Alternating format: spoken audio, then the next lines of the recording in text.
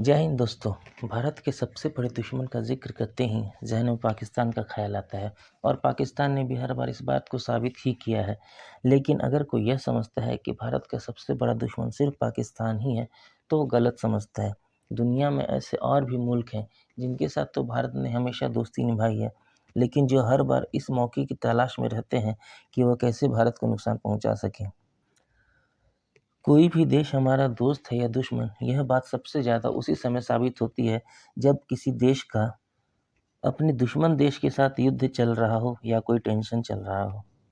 यही बात इंडिया और पाकिस्तान के बीच चल रहे पिछले दिनों टेंशन में भी सामने आई है, जब भारत को अपने दोस्तों और दुश्मनों की सही पहचान हुई है।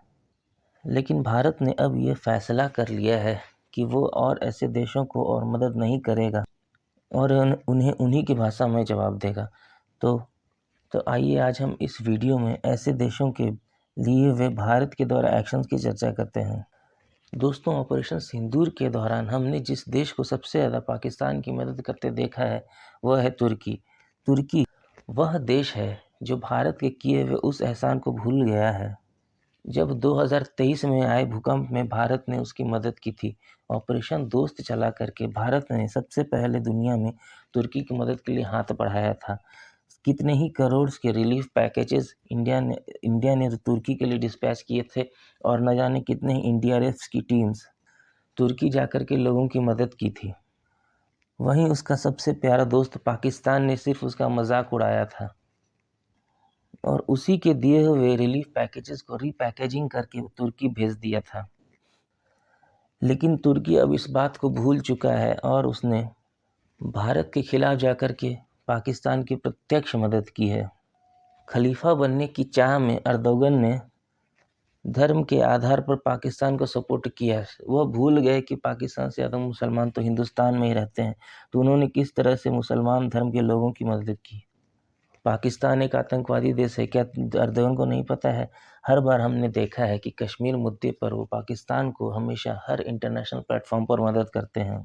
और तो और इस बार भारत पाकिस्तान के बीच में टेंशन के बीच उन्होंने न सिर्फ पाकिस्तान को ओपन सपोर्ट किया, बल्कि इसके साथ साथ उनके एयरफोर्स और नेवी ने भी पाकिस्तान को फुल सपोर्ट किया। उन्होंने पाकिस्तान को हमला करने के लिए इवेंट ड्रोन्स भी प्रोवाइड किए। तो इससे एक बात तो साबित हो ही गई है कि तुर्की कभी भी भारत को अपना दोस्त नहीं समझ सकता है। इसीलिए भारत ने भी अब तुर्की को इस बात के लिए सबक सिखाने का फैसला किया है। जहां इंडिया के लोगों ने तुर्की घूमने के लिए जाने से अब बचना शुरू कर दिया है, वहीं पर अब भारत के व्यापारी भी तुर्की के साथ व्यापार करना बंद कर रहे हैं, जिससे तुर्की की इकोनॉमिक स्थिति बहुत ही खराब हो जाएगी। लेकिन तुर्की को यह सबक सिखाना बहुत ज़रूरी है। उसी तरह एक और मुल्क जिसे भारत ने ही इस दुनिया में वजूद पाने में मदद की थी, वो भी अब भारत के अगेंस्ट जाकर के पाकिस्तान की और दूसरे दुश्मन देशों के पास भारत को तोड़ने की बात कर रहा है।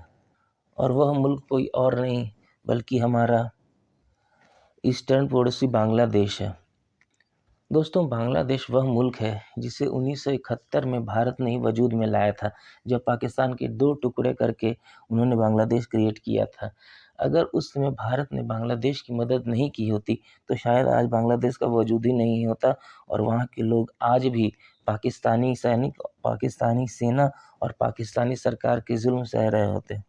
लेकिन बांग्लादेश वह एहसान फरामोश दोस्त है जो क्रिकेट के मैदान से लेकर के युद्ध तक कभी भारत को सपोर्ट नहीं करते हैं और हमेशा भारत की हार ही देखना चाहते हैं। वहाँ के प्रधानमंत्री मोहम्मद यूनुस ने तो यहाँ तक भी कह दिया है कि वो चाइना के साथ मिल करके भारत के नॉर्थ ईस्ट को इंडिया से तोड़ देना चाहते हैं और इसके लिए उन्होंने भारत पर कई सारे ट्रेड रेस्ट्रिक्शंस भी लगा दिए। लेकिन अब भारत ने भी इसका जवाब दिया है और जिसके बाद अब बांग्लादेश भारत के साथ लैंड रूट से कोई ट्रेड नहीं कर सकेगा, बल्कि उसे ट्रेड करने के लिए सीपोर्ट की ही मदद लेनी होगी। इससे बांग्लादेश के इंपोर्ट एक्सपोर्ट पर बहुत ही एडवर्स इम्पैक्ट पड़ेगा। यह भारत का एक बहुत ही उल्लेखनीय स्टेप है। ऐसे ही तीसरे देश की बात करें तो वो है यूएस वैसे तो इंडिया को अपना दोस्त कहता है, लेकिन उसकी हरकतें कभी दोस्त वाली नहीं रहती हैं। हिस्टोरिकली भी अगर देखा जाए तो अमेरिका ने हमेशा पाकिस्तान को ही सपोर्ट किया है।